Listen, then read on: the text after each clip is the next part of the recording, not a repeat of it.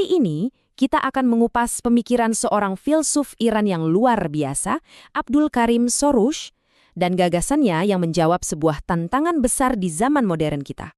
Pernah kepikiran gak sih, di satu sisi, kita punya keyakinan dan teks suci yang kita anggap abadi. Tapi di sisi lain, dunia kita ini kan terus bergerak ya. Ada penemuan sains baru, ada gagasan soal demokrasi, hak asasi manusia. Nah pertanyaannya, gimana cara kita menyambungkan keduanya? Disinilah Saurus masuk.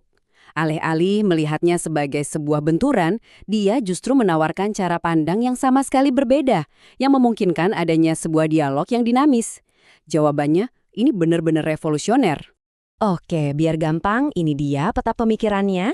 Kita akan mulai dari dilema yang coba dia pecahkan, lalu masuk ke pembedaan inti yang jadi kunci gagasannya, terus kita lihat gimana mesin perubahannya bekerja, kenapa dialog itu krusial, dan terakhir, apa sih dampaknya buat kita semua?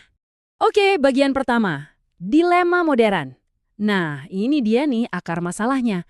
Ada ketegangan antara teks agama yang dianggap suci dan tak berubah dengan pengetahuan dan kondisi masyarakat kita yang selalu, berevolusi. Biasanya kan ada dua kubu ya. Ada yang bilang, udah pisahin aja total agama sama sains, beda dunia. Di sisi lain, ada juga yang berusaha memaksakan satu sama lain. Tapi, menurut Soroush, ada jalan ketiga yang jauh lebih produktif. Dan inilah dia kuncinya. Pembedaan paling fundamental dalam filsafat Soroush. Satu ide sederhana ini, kalau kita pahami, bisa mengubah cara kita memandang segalanya. Coba perhatikan baik-baik di sini. Soroush membaginya jadi dua hal yang beda banget. Di satu sisi ada agama atau ad-din. Ini adalah esensi ilahinya, wahyu itu sendiri. Sifatnya suci, sempurna, abadi. Gampangnya bayangkan ini seperti langit malam yang luas dan gak pernah berubah. Nah, di sisi lain, ada pengetahuan agama atau al-ma'rifah ad-diniyah. Ini adalah usaha manusia buat memahami agama. Sisatnya nggak sempurna, bisa salah, dan terus berkembang.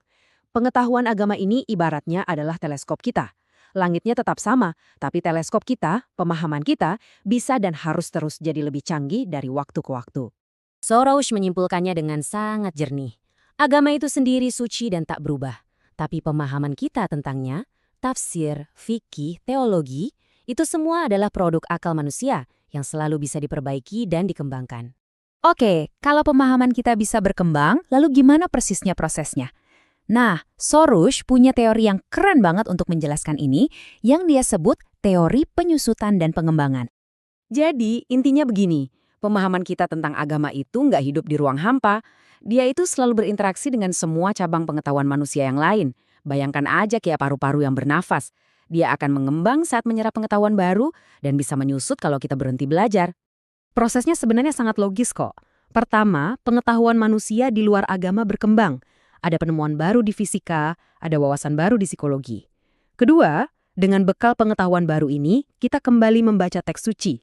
Tentu pertanyaan yang kita ajukan jadi beda kan? Nah, hasilnya yang ketiga, pemahaman kita tentang agama pun ikut bertransformasi jadi lebih kaya dan relevan. Nah, ini nyambung banget ke poin berikutnya. Pentingnya sebuah dialog. Menurut Soroush, mengurung agama dari pengetahuan lain itu justru berbahaya. Kutipan ini menggambarkan gagasannya dengan sempurna.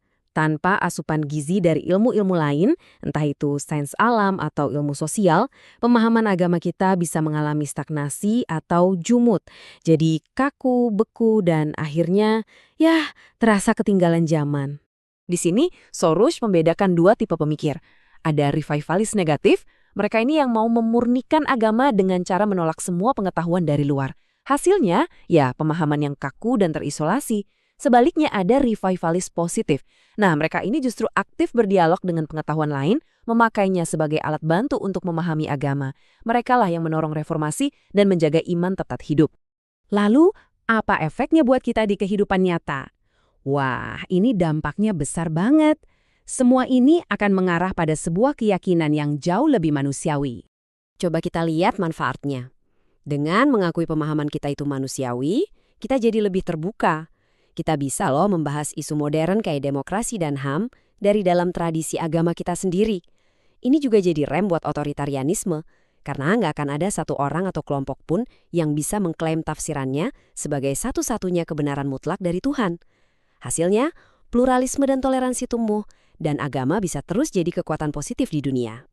Ini dia kesimpulan yang paling kuat. Posisi kita sebagai manusia adalah sebagai syarih, yaitu penafsir. Kita bukanlah sya'ari, sang pembuat hukum itu sendiri. Ketika kita sadar akan hal ini menjadi benteng terbaik kita melawan fanatisme dan kesombongan intelektual. Ini membuat kita lebih rendah hati. Jadi pada akhirnya, gagasan Soros ini seolah mengubah cara kita melihat iman, dari yang tadinya seperti monumen yang beku menjadi sungai yang terus mengalir. Ini adalah ajakan untuk kita semua agar tidak pernah berhenti belajar, tidak pernah berhenti bertanya, dan terus bertumbuh. Pertanyaan besarnya adalah, kira-kira kemana ya arah perjalanan ini selanjutnya?